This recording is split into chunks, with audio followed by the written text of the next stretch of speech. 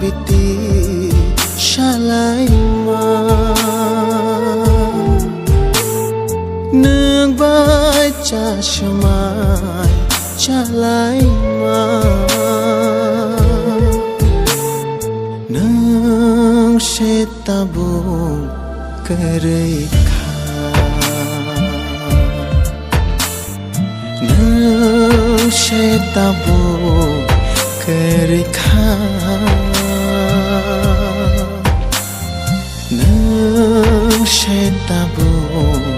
करे